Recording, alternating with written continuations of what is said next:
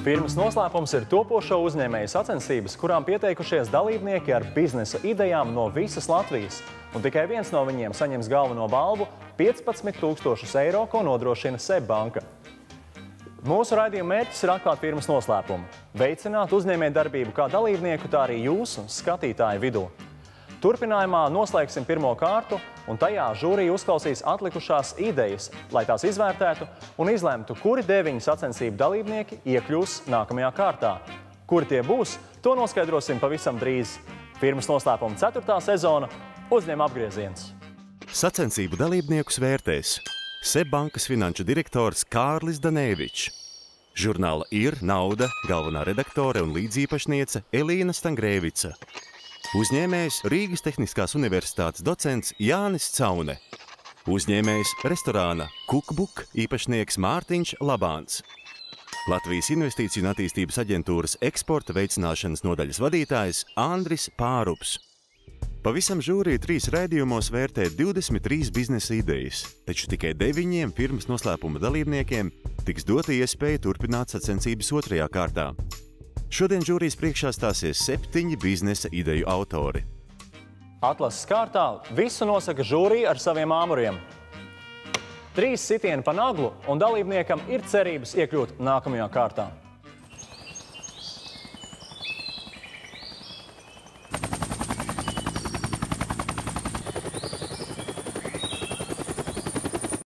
Sveiks, Aleksej. Labdien. Kā jūties? Diezgan baidos, bet droši. Droši, bet baidies. Par ko tu baidies? Par to, ka žūrija nevarēs jūtīt to manu ideju. Sajutīs to ideju. Es esmu drošs par tevi, ka viņiem izdosies. Sajust ideju, tev jādodas uz liftu un ar liftu uz augšu pie žūrijas, un es turēšu īkšķi par tevi. Paldies. Ja? Vairāk drosmes. Aleksejs Šlapackis ir Rīgas Tehniskās universitātes students, viņš apgūst inženierekonomiku un vadību. Aleksejs piedāvās žūrijas izvērtēšanai kaķu trenažieri Mjaudžim. Tā ir ierīce, kas palīdzēs rasniem kaķiem notievēt. Mjaudžim ir pilnīga pasaules inovācija. Tādu ierīci pasaulē otru jūs nevarēsiet atrast. Mjaudžim ir veidots no pilnīgi ekoloģiskiem produktiem. Tas ir finēris, tas ir organiskais stikls. Virsū bāzei atrodas cauruve ar 3 caurumiem. Cauruve virsū ir vilna, arī vilna un kokvilna izkrāsota. Ļoti viegli ar šo trenažieru strādāt. Priekš kam šis trenažieris ir vajadzīgs? Lai iedotu kaķim iespēju notīvot, lai kaķis varētu dzīvot ilgi, lai viņš būtu laimīgs, jo mūsdienās pastāv tāda problēma, ka dzīvnieki, diemžēl, aptaukojās. Pēc manas personiskas aptaujas no 400 respondentiem vismaz pusē bija mājdzīvnieki. Un vēl pusē no tiem, kuriem bija mājdzīvnieki, dzīvnieki bija resni. Tā ir liela problēma. Lielbritānijā gandrīz visiem cilvēkiem mājās ir mazie dzīvnieki. Un arī puse, 50% no tiem dzīvniekiem ir liekas svars. Tā ir reāla problēma. Un tie risinājumi, kurus es biju atradis internetā, pilnīgi neapmierina. Kā strādāt ar šo trenažieri? Vajag noņemt cauruvi, atvert to cauruvi no jebkuras puses, ātri iebērt ar dakteri to barības normu, kuru dakteris iedeva dzīvniekam. Iebērt iekšā, aizvert un viss. Tas var strādāt. Vai te nevar tā, ka vienkārši dod normālā apjomā kaķim ēst? Dzīvniekam, kuram ir salūsta, es tā pateikšu, gremošanas sistēma, viņš apēd visu normu, būs tie 100 grami, 200 grami vienā mirklī. Tas pilnīgi nav veselīgi gremošanas sistēmai. Ko kaķi paši saka par to, kā viņiem patīk šī ierīce? Pirmās 3 dienas kaķiem pilnīgi tas nepatīk. Un kaķi prasa, lai viņiem saimnieki iedot normāli paēst, normāli bļodielīgu barību. Bet ir izstrādāta speciāla instrukcija, kura ļauj saimniekiem iemācīt dzīvnieku strādāt ar šo trenažieri. Es domāju, ka kaķis kaut kā jāmāca, ir jādod viņam instrukciju, lai viņš zina, kas labi. Tu esi testējis to uz reālu dzīvnieku? Protams, es esmu testējis uz reāliem dzīvniekiem. YouTube jūs varat atrast vairākus videoklipus, kā strādā kaķi ar šiem trenažieriem.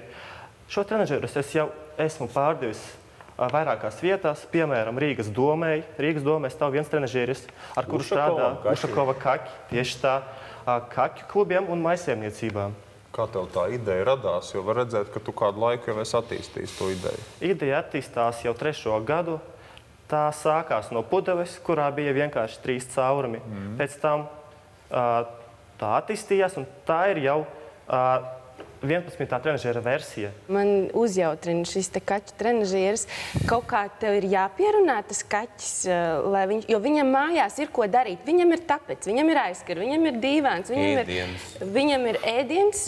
Šit ir vienīgais ēdiens. Bet neko citu viņš nedabūja. Iekšā ir barība taču. Un dzīvnieks grib ēst. Es te gribās. Tu viņam māci nodarboties ar to trenažieri. Jā, tieši tā. Reku rociņu viņam kustina, reku ķepiņu, čik. Galvenais, lai nesnāk tā kā tā jokā, ka gandrīz jau pieradinājām kaķi izmantot trenažieri, tikai, diemžēl, nomira. Vai tu tiešām sasniedz ar šo trenažieru mērķi, ka kaķi paliek tievāki? Man mājās bija kaķis, kur es ļoti mīlēju. Jūs to varat redzēt YouTube klipā, tāds spēlēks kaķis. Un viņš varēja nomirst, jo viņš bija ļoti, ļoti aptaukots. Tāpēc es arī sāku domāt, kā pilnveidot to pudeli ar caurumiem, lai dzīvnieks varētu dzīvot ilgi.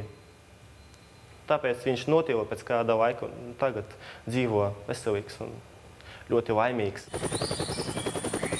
Es klusībā ķiķināju, tāpēc, ka man tas biznesa projekts kā tāds kaķu trenažieris, man liekas, ļoti, ļoti smieklīgi. Bet kāpēc? Tā ir. Problēma ir.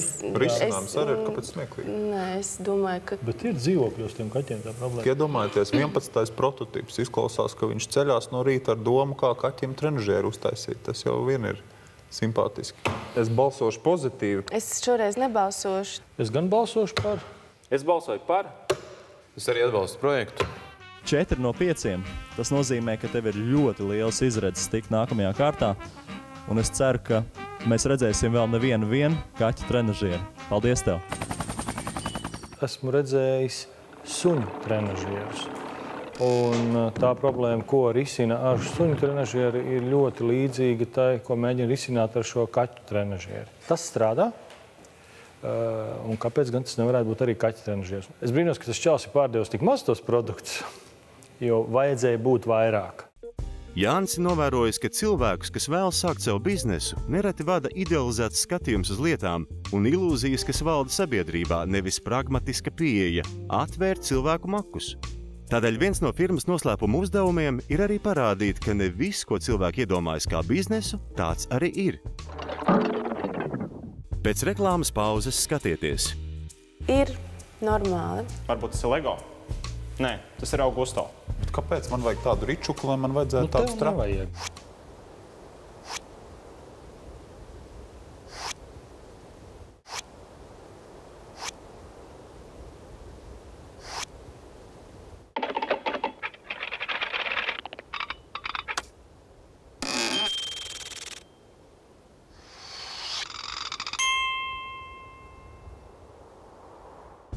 Veltes skolmeistares biznesa iecerē ir ražot kafijas dzērienu no Latvijā audzētām izēvielām – cigoriņiem, zīlēm, miežiem un rudziem. Par biznesa attīstīšanas vietu viņa izraudzījusies Alūksnes novadu. Latviešiem ir vienmēr paticis baudīt kafijas dzērienus, kas ir radīti no Latvijā audzētiem produktiem, taču mēs redzam, ka laika gaitā šī tradīcija ir izzudusi, un lielākoties veikalos mēs redzam Baltkrievu uzrakstus uz paciņām, un Latvijas produkcija ir sastopama ļoti reti. Līdz ar to es un vēl komandai radošiem cilvēkiem esam nolēmuši radīt Latvijā audzētu dabīgu kafiju. Un plānots, ka Zīmols kafijas dēka jau pēc gada varētu piedāvāt augstas kvalitātes kafijas dzērienu, ja precīzāk kafijas aizstājēju produkciju. Un kā projekta īstenošanas vieta ir paredzēta Alūksnes novads. Un tātad 4 sākotnējās šķirnes ir pirmkārt rūcošo rudzu kafija, kas ir veltīta Alūksnes banītim. Alūksnes miežu kafija, jo Alūksne ir Alūksnes pirmais nosaukums, Ernsta Glika ozolzīļu kafija par godu bībeles tulkotājiem, kurš iestādīja ozols Alūksnē, kā arī misiņa veselīgā cigoriņu kafija. Un izaivielas ir plānots iegādāties no Alūksnes novada saimniecībām, kas ir mūsu ērķauditorija, tad pirmkārt jebkurš latvietis, kuram ir svarīgs veselīgs dzīvesveids un kuram patīk baudīt kafiju un kurš nebaidās arī izmēģināt kaut ko jaunu un variētu. Kāpēc, lai kafijas baudītāji, ko tu minēji, dzertu kaut ko, kas nav kafija? To es nesaprotu. Tas tāpat kā ar vīnu abolu. šis jēdziens kafija vienkārši ir iegājis sabiedrībā, un tas ir vieglāk nekā sabiedrībai teikt, ka kafijas aizstājējis cigoriņu. Cik jūs plānojat pēc saviem aprēķiniem šos te pārdošanas apjomus un kā jūs plānojat pārdot? Kā jūs plānojat līdz Latvijas patērētājiem? Tātad prioritātā sākotnēji ir paredzēti ekoveikaliņi, kas ir sastopami dažādās Latvijas pilsētās, kas ir tā pirmā vieta, kur mēs plānojam realizēt produkciju, kā arī ilgākā laika periodā šī kafejnīca, kas ir vajadzēta konkrēti Alūksnē. Šī ir cigoriņa Jā. kafija. Jo es gribēju jautāt, vai tiešām Alūksnē tik daudz audzē cigoriņus, ka jums būs pietiekama jauda, lai varētu veikalos piegādāt, jo tā ir bieži vien problēma. Tāpēc mums ir šī sadarbība ar saimniecībām, kuras arī piedāvā iespējas palielināt šīs tieši cigoriņu apjomus. Kur dabūt būs? Jā, tiešām. Bet kāpēc tā ir problēma? Tagad veiklā vienkārši nopirkt cigoriņus maltus Latvijas. Bailes vienkārši attīstīt šo produkciju, jo, kā redzams, lielākā daļa Varbūt tas nevienam nav vajadzīgs. Izstāst divos teikumos, kāpēc man būtu jāpērk cigoriņu kafiju un kāpēc tieši no tevis? Tā ir veselīga, un tā būtībā ir enerģiju stimulējošs efekts. Un tas, ka tā ir dabiski audzēta. Kafija cilvēkiem patīk, jo tur ir kofeīns, un viņa ir tiešām ar specifisku un izteiktu garšu. Šeit nav specifiska garša. Tikpat labi mēs varētu liepzietu tēju dzert un runāt par liepzietiem. Es nepiekrītu, ka garšo pavisam nekā. Ir normāli. Turklāt, tas ir visnormākais, ko tu varēji pateikt. Ir normāli. Turklāt, tas ir bez piena, tas ir bez cukura, bez medus, bez kanēļa. Tas ir galvenais uzdevums patērētāji iemānīt viņā iekšā viņu. Jā, bet tas maksā ļoti lielu naudu. Un to paradumu maiņa ir ļoti lēna. Tā nav, ka ir jāmaina patērētāju apziņa, tāpēc, ka ir konkurenti. Ir jau cilvēki, kuri uz veselīgu dzīvesveidu ir orientēti, un tev vienkārši viņi ir jāsatie. Labi, neskatoties to, ka to kafiju tomēr izdzēru, es noteikti nebalsošu par. Man liekas, ka te nav ne produkta ideja jauna, ne biznesa ideja. Es vismaz nespēju saskatīt.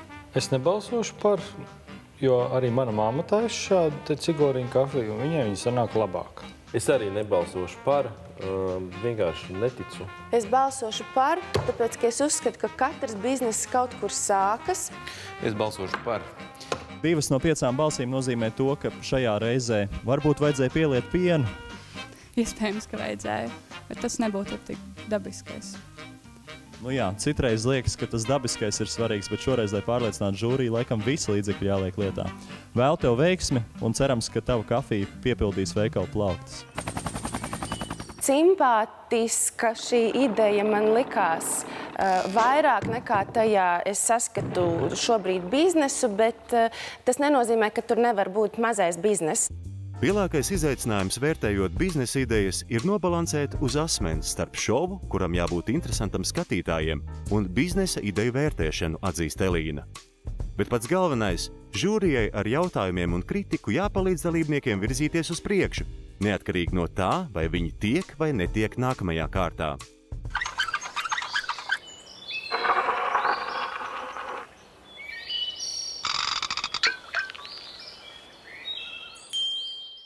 Pasaka, kā latviski skan strepi? Šis vārds vēl nav latviskots, bet varētu būt kāds kaiteris vai kaut kas tāds. Kristapa Mika aizraušanās ir velobraukšana, un viņa piedāvātais produkts arī ir domāts velobraucējiem. Viņš šuj un pārdod strepus, jeb kāju turētājus, ko piestiprina velosipēda pedāļiem. Pašlaik velo joma attīstās ļoti straujiem soļiem. Pilsētvidi tiek lēnām pielāgoti šiem velosipēdiem. Piemēram, Nīderlandē velosipēdi reģistrēt vairāk nekā paši cilvēki. Un paralēli velosipēdiem attīstās arī tādi velosipēdi kā fiksīši, kā piemēram šeit. Fiksīts, tas nozīmē, ka viņam aizgāja rumba, visu laiku ir savienot ar kājām. Tas ir tā kā bērnībā trīsriteņiem, ka visu laiku minies uz priekšu un tāpat arī minies atpakaļ. Pilsētē, starp citu, ļoti ērts variants. Pirms gada es pats uzbūvēju savu pirmā fiksīti. Un es nonācu līdz tam, kad man vajadzēja šādus strepus. Es meklēju viņus veikalos un atklāju to, ka cena ir diezgan augsta. Un mājās man bija pieejami materiāli, kur ir diezgan līdzīgi tam, kādus piedāvā veikalos, no kādiem veidot šie strepi. Un es domāju pats viņus uzšūt. Un palēnām tas attīstījās līdz tam, ka esmu uzšūs viņus kā kvalitīvu produktu, un šo produktu atzīst draugi. Un liela daļa draugu arī lieto šos strēpus. Viņi ir ļoti izturīgi. Piemēram, šis te materiāls tievējs, viņam ir pustonna vilktspēja. Cik liels ir tirgus Latvijā, tavuprāt, šādam produktam?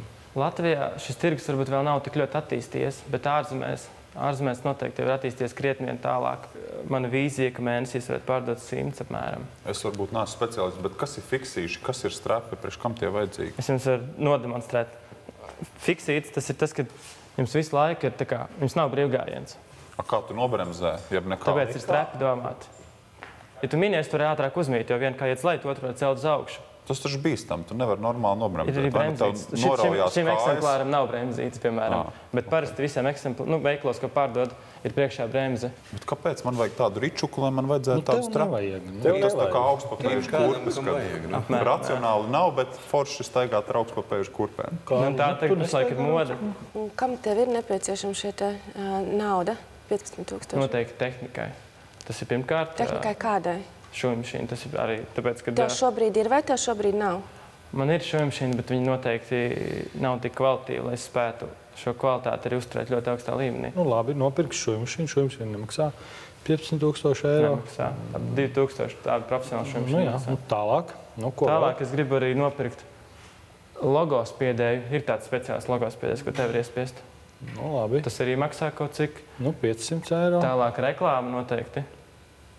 Labi. Materiāli. Un tad tālāk jau aizies noteikti darbinieks, kurš to darīs. Cik ir cena vienam komplektam? Viens pāris. Šāds te parasts snapshots 15 eiro maksā. Un cik ir veikalā tā cena, tā dārgā cena, ko tu teici, kas ir veikalos? Veikals strepi maksā apmēram 30 līdz 40 eiro.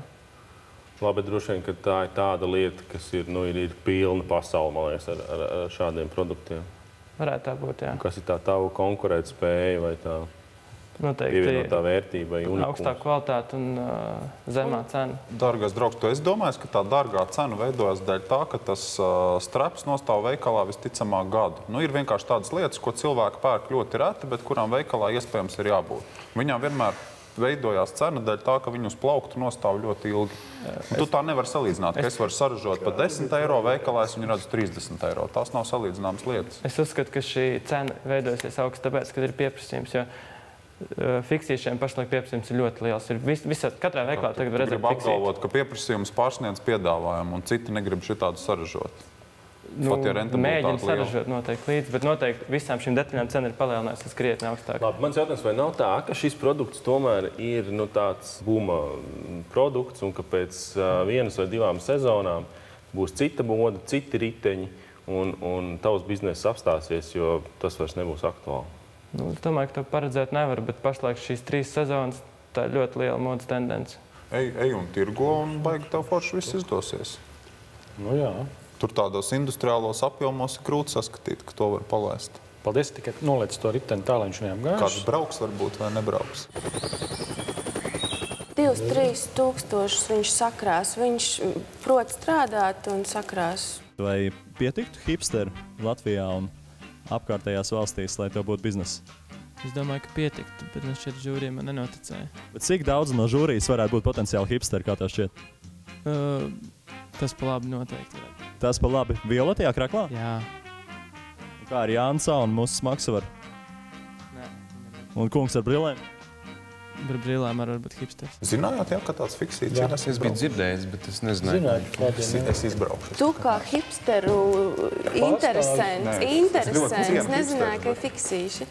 Tad atceries, ka viņš tev te riteņi griezīsies visu laiku. Un ko tu strāpus neuzliki? Jocīga sajūta. Man arī bija jocīga sajūta pirmā. Kā apstājās, ir vienkārši pret cietu priekšmetu atdurās, tā teikt. Vai lec nost? Nu nē, bremzē ar kājām. Nu jā.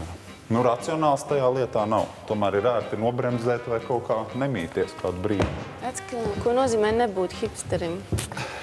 Sirdī. Tikai valodā hipsters. Es uzsitīšu, tas laikam vairāk neko nemaina, bet es uzsitīšu kā labu vēlējumu. Un man liekas, ka puikam viss izdosies. Kristaps saņem tikai 2 žūrijas balsis, un viņām sacensības ir beigušās. Es viņu salīdzinātu ar kļošanēm, kad moderna lieta, bet nav funkcionāla, nav loģiska lieta un nav vērta lieta. Un kādu laiku ir modē, bet pēc tam no modes iziet. Tāpat tās arī šis ritenis. Protams, ka hipsterīgi, interesanti un forši, bet nav praktiski. Un tomēr ilgtermiņā viss saliekās loģiskās sliedēs. Kārlis firmas noslēpuma dalībniekiem novēl nekad nepadoties. Nekad. Tagad visā pasaulē pazīstamo Skype projektu investori noraidīja 8 reizes, pirms kāds tam noticēja. Droši vien ir daudz citi Skype, kas padevās jau pēc pirmās neveiksmes, un iespējams, tā bija kļūda.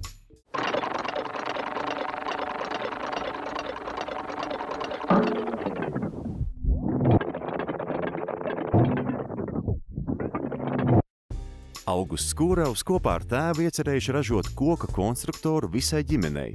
Tas būs līdzīgs pazīstamajam konstruktoram Lego, taču no Kūrvu ģimenes radītajiem koka elementiem varēs būvēt daudz lielākus objektus.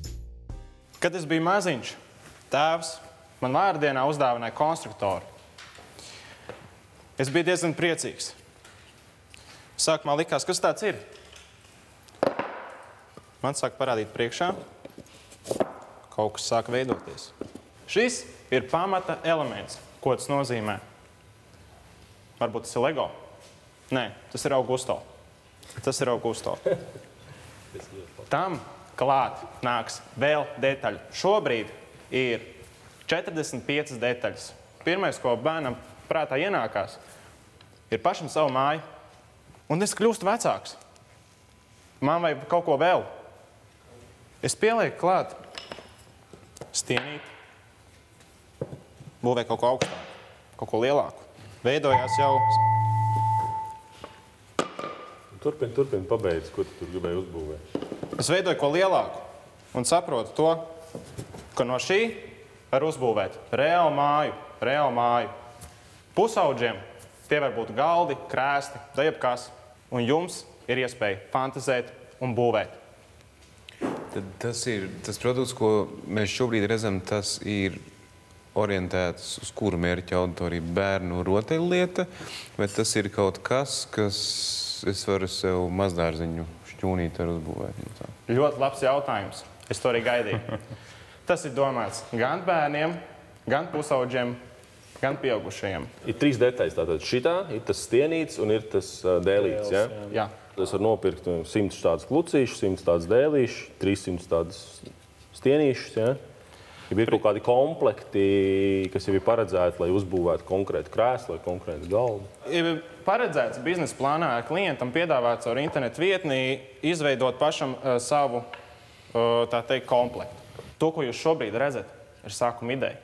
Un tāpēc mēs nākam un cīnāmies par iespēju savu ideju paplašināt.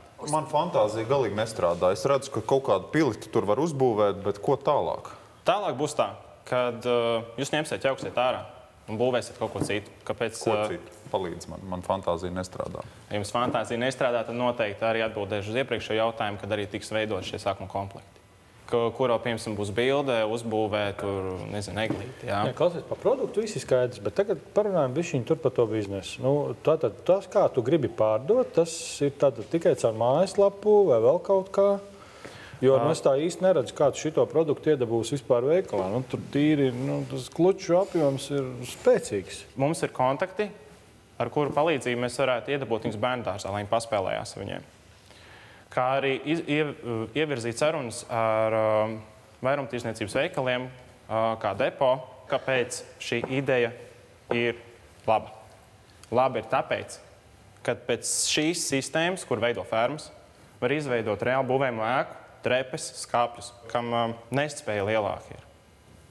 Bet tad tā ir vairāk kā rotaļlieta, vai vairāk tas ir tāda tava iespēja uzbūvēt jebko, ko tu vēlies? Ja tā būtu rotaļlieta, iespējams, viņiem vajadzētu būt miniatūrākiem. Ja tā ir kaut kas vairāk kā konstruktors pieaugušajiem, tad viņi varētu būt iespējams arī vēl lielāki. Cik maksā?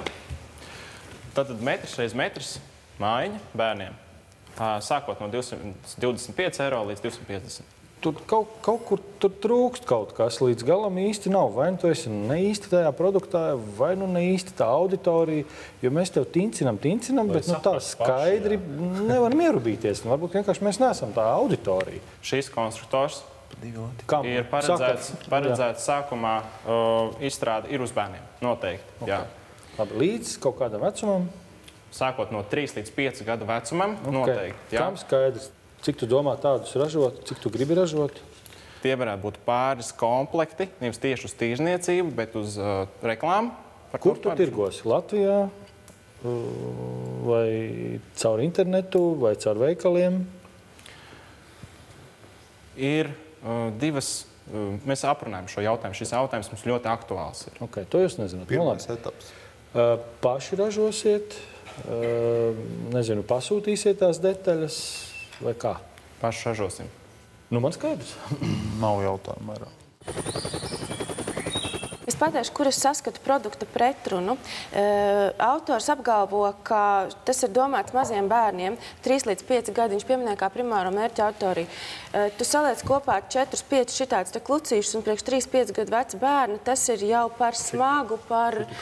Un, piemēram, ja kaut kas krīt, tad, reāli bīstam, jo viņi ir pasmagi tie klucīši. Savukārt pieaugušam cilvēkam tas ir drusku par primitīvu, lai viņš no tā gūtu kaut kādu prieku, tur kaut ko konstruēt, jo tās variācijas iespējas ir diezgan ierobežotas. Man liekas, tu vari būvēt, nezinu, taisīt tādus zemgaļu pilis un ko neko. Koku būvis man šķiet tieši interesanti. Viņš mums nepalīdzēja to saskatīt. Viņš vienkārši atnes klucīšu, kaut kas tur ir iesākts, bet līdz galam to ir grūti saskatīt. Bet tā jau, koks kā materiāls rotaļlietām ļoti pateicīgs. Man ar plastmasas rotaļlietas nepatīk pirkt, jo pēc tam, ja jāmet ārā, riebīgi vidi piecilko. Šitās, godīgi sakot, vismaz nodara sliktākā gadījumā kamīnā. Pēc tam var satīcināt. Bet tu taču nemaki, tu nepirksi, tas ir drausmīgi dārgi priekš kamīna. Es gan atbalstu jaunieti un viņa tēvu. Augusts saņem tikai vienu žūrijas balsi un neturpinās sacensības. Produkts man patika, un tiešām viņš patika man, un es redzēju tam produktam plašu faktiski pielietojumu, vairāk gan tieši bērnu, kā bērnu rotaļlietu, nevis kā konstruktoru pieaugušajiem, un pilnīgi noteikti es viņam saskatītu arī potenciālu eksportā. Bieži vien cipari finanšu plānā ir tie, kas parāda biznesa idejas dzīvotspēju, atzīst Andris. Sacensību dalībniekiem viņš novēl meklēt pierādījumus tam, lai cipari atbilst realitātei. Ja tie nesola neko labu, varbūt labāk meklēt jaunu biznesa ideju. Bet galvenais – nepadoties. Pēc reklāmas pauzes skatieties. Šis ir mans firmas noslēpums. Bet visu cieņu.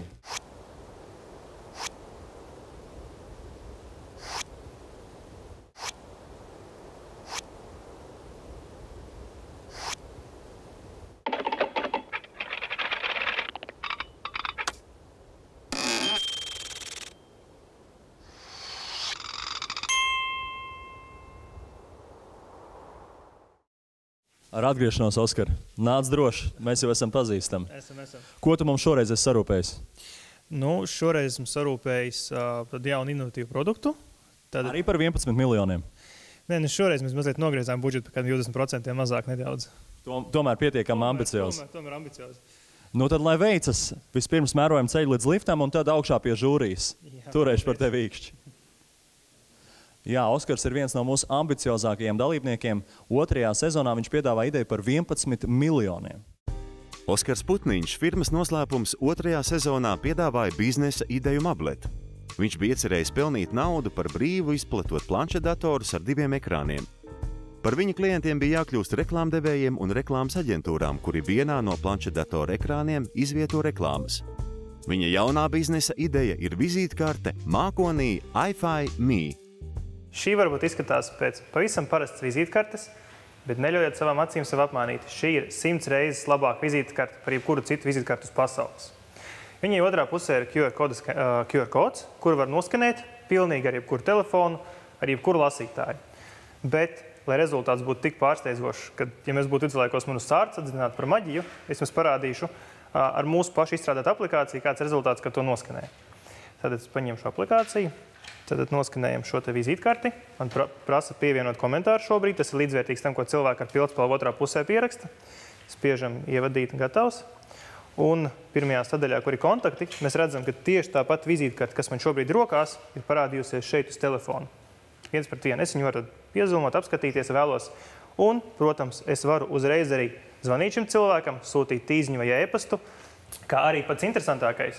Ja šīs vizītkartes īpašnieks sev datorā nomainīs telefonu numuru vai e-pastu, tas automātiski mainīsies manā telefonā, tam cilvēkam Briselē, visiem cilvēkiem, kuram viņš ir iedevis savu vizītkarti. Kā tikt pie šādas vizītkartes, patiesībā sakot, nav nekā vienkāršāk. Vajag atvērt mūsu lapu, augšupielādēt šās vizītkartes attēlu līdzīgi, kā to dara Facebookā, draugos vai kur citur. Tajā brīdī iedodās QR kods un šo kodu kopā ar vizītkartes tipogrāfu izdrukājot un viss kārtībā. Kā tu pelni naudu? Katrs cilvēks var ielikt iekšā vienu vizītkarti savu personīgo. Bet ja viņš strādā 2, 3 vai vairākās vietās, par katru nākamo viņš vienkārši samaksās 1 eiro. Ja es strādāju 2 vietās, teiksim, tur uzņēmumā B, vienu vizītkarti es ielieku, kur tas ir viens uzņēmums, kur man ir otrs un trešais, kur es strādāju.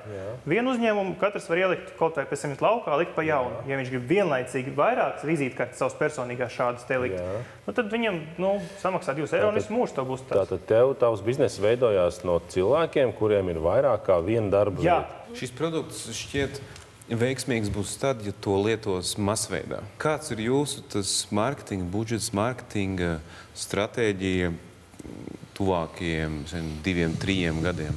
Jā, tad es vēlos būt klāt brīdī, kad vizītkartes tiek radītas, tad, kad viņas lieto, un tos panāks tādā veidā. Vienkārši individuāli nāksies iet pie visiem drukātājiem vai tipogrāfijām, teikt, piemēram, par katru klientu mēs varam samaksāt varbūt 1 eiro.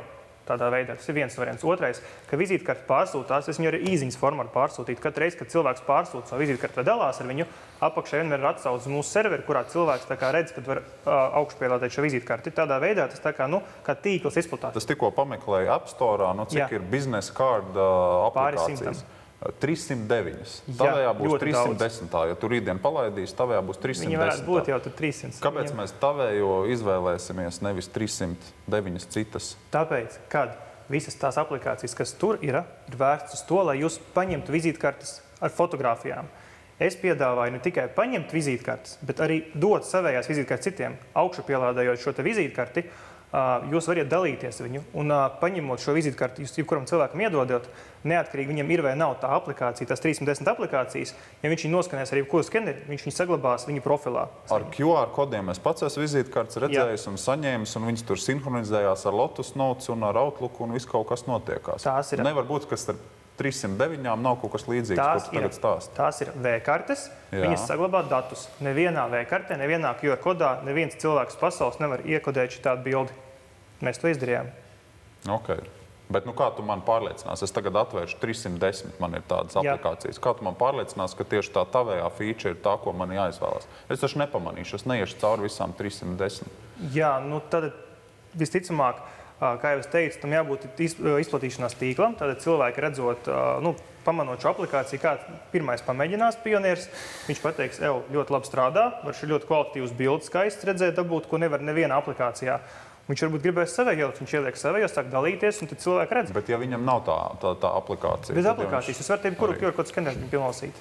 Tas ir tas jaukākais. Tā tiešām ir problēma, ko tu mēģini atrisināt? Jā. Tā ir problēma. Jums nebūs nekad, jums iedomājieties, es vēl izbraukāju 2-3 gadu laikā pa konferencēm, man bija varbūt ne liels remīmais, bet tas maziņš remīmaisiņš ar vizītkartēm. Šajā veidā jums viņas viss ir iekšā ierakstīts, tā kā jūs sekretāri būtu savadījusi, jums būtu sekretāri līdz vienmēr. Problēma tā ir, to es varu apliecināt. Tiešām pāris kilogramu vizītkartes tev savācās pa 10 vai 11 gadiem, un tad tu tiešām esi spiests pavadīt pusdienu, tā kā duraks tur ejot cauri. Vai tu esi bijis pie investoriem ar šo projektu? Pie kā tu esi bijis un kāds bija investoru atbildes? Es esmu arī atradis investors, mums arī ir investors. Un par kādām naudas summām un apmaiņā pret ko? Es neesmu īsti runājis, vai mēs varam izpaust šo informāciju tā. Tas nebūtu korekti, es uzskatu. Kāpēc tad tu esi šeit, vai drošības pēc paņemt vēl kādu naudu, vai kāda ir tā motivācija? Jā, tad mums ar investoru bija runa par noteiktu summu, noteiktām lietām. Mums ir vajadzīgs telpas īrēt šos serverus, kaut kā izdzīvot, tas viss kopā paņem naudu. Un mēs jau nav tā, ka šobrīd mums ir kāds ir investējis miljonus, tās summas nav tik lielas, bet tas jums arī saprotams ir. Kā tu jūti to mabletu?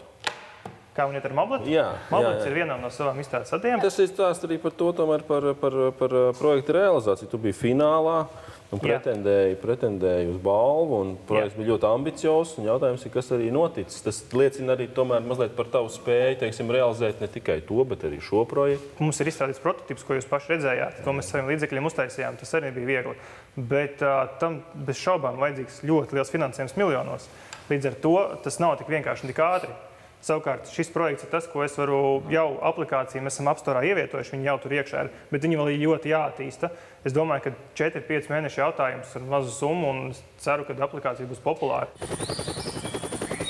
Šitā vajadzība eksistē un pasaulē neviens viņu nav atrisinājis. Es piekrītu, jā, ir bardaks vizītes. Nav neviens viņu atrisinājis. Birojos un tur kaut kāda, teiksim, iespēja trāpīt zelta bedrē ir joprojām. Kādā tādā hausā jūs dzīvojat, ka jūs nevarat savus vizītkartes savākt? Nesaprotu. Kā tu vari 2, 3, 4 kilogramus savākt? Es jau nekrāju, un pēc 10 gadiem tagad nezinu, kādā Outlooká vai kur ievad viņas iekšā. Es viņas regulāri. Kā ievad, viss met ārā. Respekt.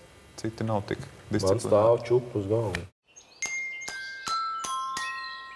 Es cīnos ar skepsi. Es cīnos starp to, ko saka Kārlis par šādu reālu vajadzību. Man šādas vajadzības nav. Bet es pieļauju, acīm redzot, ka cilvēkiem ir. Priekš manis ir par maz informācijas, bet es tomēr iedošu savējo balsi par ideju kā tādu. Es uzsitīšu, bet arī avansā. Es atbalstu projektu. Es droši sirdi balsoju par. Es arī balsošu par. Tikai nākamreiz, lai viņš prezentē īsāk un konkrētāk. Nosit apetīti klausoties citādi. Ja es Oskaru nepazītu no iepriekšējām sezonām, es nebūtu viņam devis šodien balsi. Ideja ir laba. Es neticu pagaidām tam biznesa modelim no tādas naudas plūsmas viedokļa, tādā veidā, kā to šodien Oskars mums prezentēja, bet es to savu balsi iedevu par to, kad es esmu redzējis iepriekšējā sezonās, kā Oskars, teiksim, spēja ideju attīstīt, transformēt, uzklausīt kritiku, un, teiksim, ieviest dažādas izmaiņas šajā te projektā. Mārtiņš topošajiem uzņēmējiem iesaka pēc pirmās neveiksmes nemest plinti krūmos. Nereti pirmie soļi uzņēmējdarbībā ir neveiksmīgi. Par to liecina arī viņa paša pieredze. Mārtiņš ir dibinājis 8 firmas, taču tikai pēdējie 4 mēģinājumi izrādījās peļņu nesoši.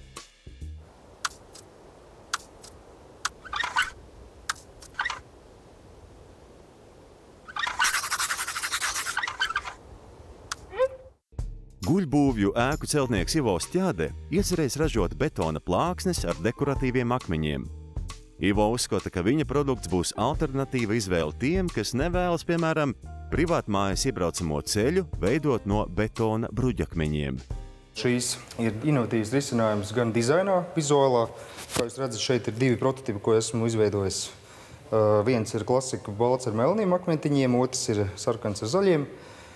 Priekšrocība salīdzinājumā ar bruģi ir tādas, ka šīs plāksnes ir ātrāk ieklājams, viņas ir stabilākas, jo ir armētrs iestrādāts. Viņās inovatīvs risinājums manā skatījumā ir dizainiski iespējams spēlēties ar akmentiņiem, iestrādāt šajās norādes, tā skaitā dažādāku krāsu toņus izvēlēties, kas izteiksmīgi varētu pasvītrot dažādāku ēku, konstrukciju, arhitektūru elementus, ja pieskaņo šos te toņus.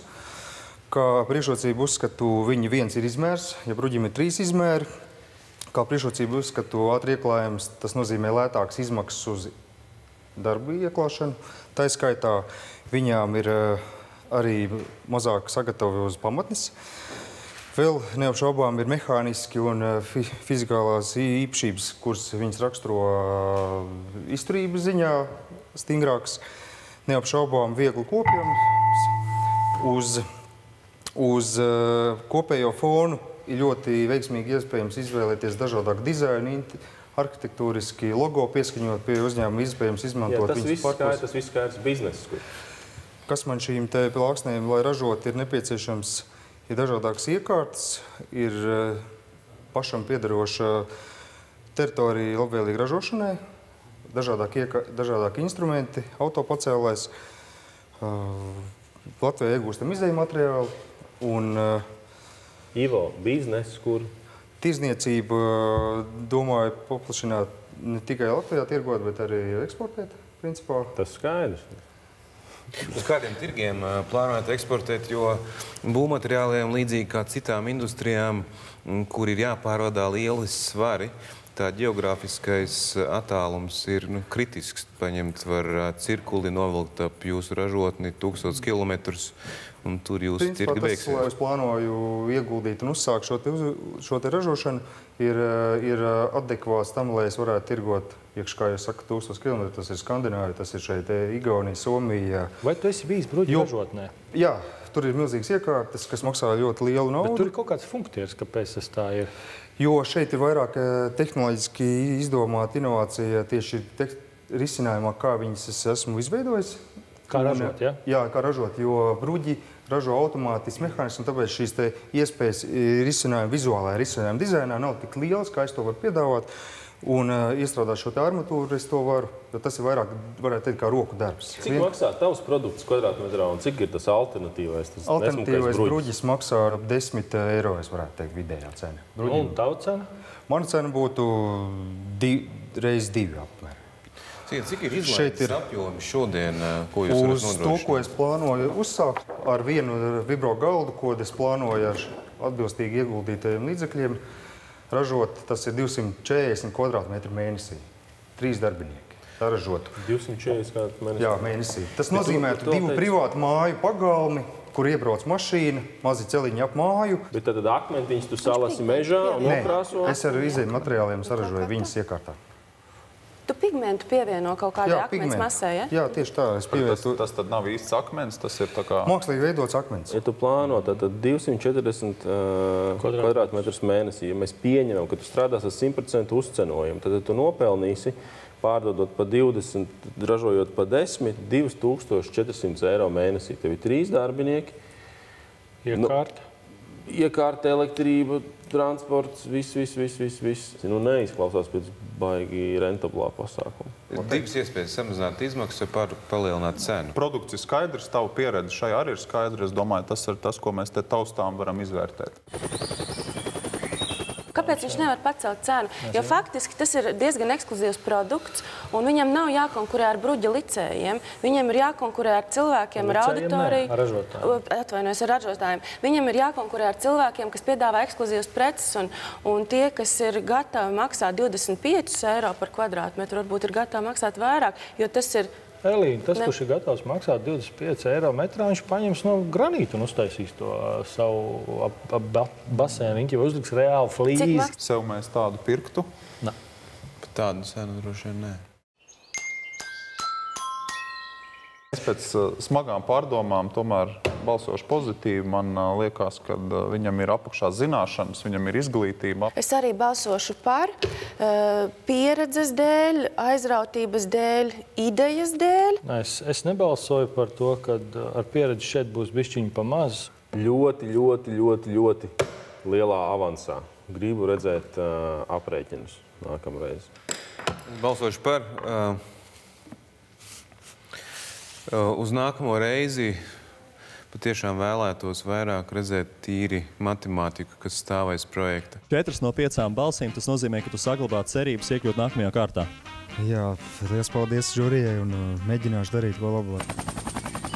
Redzot to, kā tas cilvēks domā un uz ko viņš ir gatavs atvēzēties, bez nopietnas tehnoloģiska ieguldījuma, nav iespējams, ar tiem apjomiem nav iespējams tos darīt rentabli. Vai nu tad ir jāceļ cena, bet tas produkts neizskatījās tik labs, lai viņam būtu iespēja celt cenu.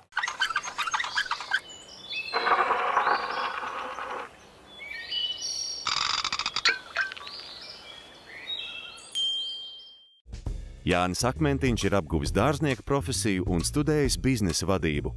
Studiju laikā Jānis bija praksē velosipēdu ražotnē Ērempreis. Viņa biznesa iecerē ir atvērt Beverīnas novadā pašam savu velosipēdu ražotni. Galvenā ideja ir bērnu palielināmā velosipēdu ražošana, kas nozīmē to, ka šis velosipēds ir piemērots daudz plašākai vecuma grupai. Augošam bērnam viņam nepieciešami 3 līdz 4 velosipēdi. Galvenā biznesa ideja ir tā, ka vecākam būtu nepieciešami 2 velosipēdi no mazam bērnam, kopš viņš iemācās braukt velosipēdu, līdz jau pieaugušam. Vai, teiksim tā, tie mūsu produkti būtu līdz 14 gadu vecumam paredzēti. Šeit jūs redzat 3-gadnieku, kas darbojas ar skrējteni. Sākotnēji šie pedāļi ir nolocāmi, un tas ir kā skrējtenis, viņš var iemācīties braukt ar velosipēdu. Un nākamam velosipēdam jau šie pedāļi ir atlocīti, un sēdeklis ir vairāk regulējums nekā parastam velosipēdam, un arī stūris mehānisms ir regulējums vairāk. Un šeit ir tas viens no pašiem galvenajiem tām detaļām, rāmja mehānisms izbīdāms, kas nodrošina to, ka šis rāmis ir piemērots arī lielāka auguma bērniem. Tev ir kaut kas konkrētāks vai tev ir tikai tā kā vīzija un ideja? Šobrīd mēs veidojam prototipu, esam atraduši partnerus, kas mums palīdzēs šo velosipēdu jau saražot. Esam aprēķinājuši aptuvenu pašizmaksu. Mums ir skaidra cena. Mēs esam salīdzinājuši jau ar esošiem produktiem veikalā. Un tā provizoriskā cena būtu 230 eiro mazumtirdzniecības veikalos. Visas šīs sastāvdaļas tiek iegūtas, vai dabūtas, vai kāds būtu definējums Latvijā, kaut ko jūs importējat, cik jūs esat neatkarīgi no importa vai atkarīgi no importa? Mūsu uzņēmuma mērķis ir pēc vairākiem gadiem, kad jau mums būs pietiekams apgrozījums, pašiem ražot to, kas būtu izdevīgi, to, ko mums būtu izdevīgi ražot. Šobrīd ir vienošanās, ka tas rāmis tiktu saražots Latvijā ar mums sadarbību ar mūsu sadarbības partneriem. Un mēs kaut kādas atsevišķas gumijas un plasmas detaļas pasūtītu citos Latvijas uzņēmumos.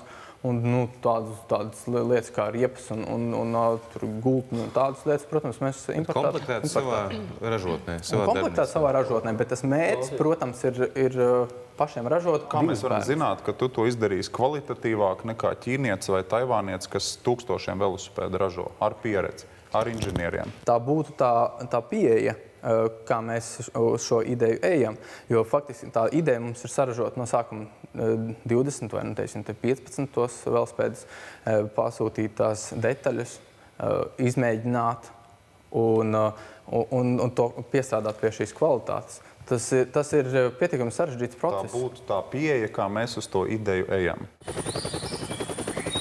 Cēna ir ļoti pievilcīga. Ja tiešām šādu velosipēdu varētu nopirkt par 200 eiro, es pirktu savam bērnam tādu. Man uztrauc tas, ka finansists tā kā bez inženieru izglītības grib to uztaisīt. Ja būtu otrādi, tad es mazāk satrauktos, godīgi sakot. Jānis saņem Elīnas, Jāņa un Mārtiņa balsis un saglabā izredzes iekļūt nākamajā kārtā.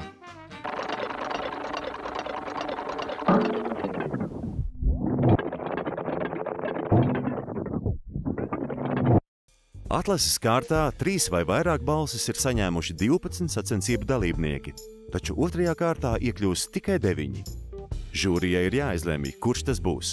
Andrejs Andrejevs ar procesu vadības sistēmu Vēdis, Guntis Šmaukstelis ar jaunu karaoke versiju, koka šķirsta idejas autors Kaspars Spunde vai topošais velosipēdu ražotājs Jānis Akmentiņš. Jūsu viedokļi, Kārli? Es noteikti par karaoke. Man liekas, ka tas ir projekts nākotnē un pārējie nedaudz tā kā tomēr pagātnē. Elīna?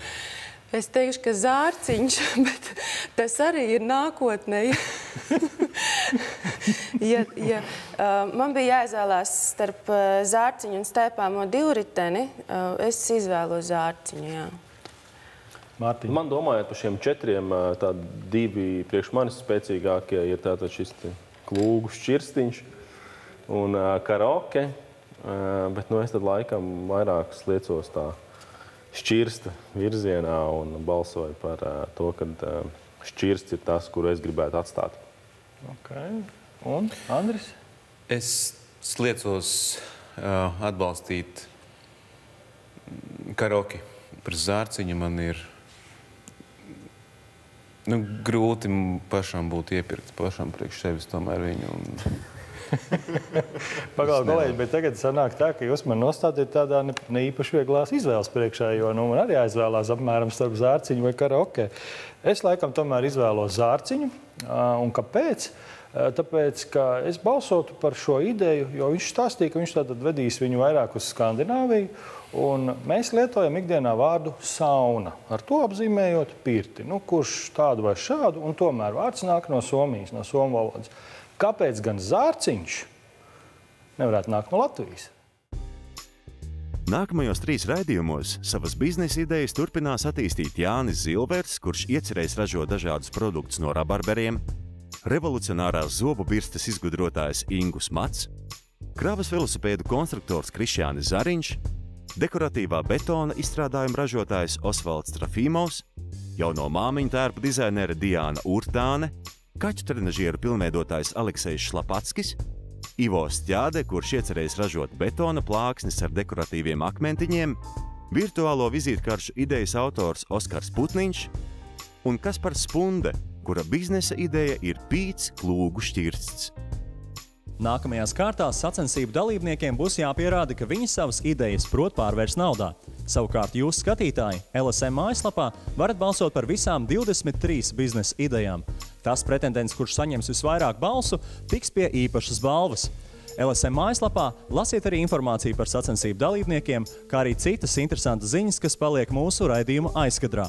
Spēle turpinās. Tiekamies pēc nedēļas!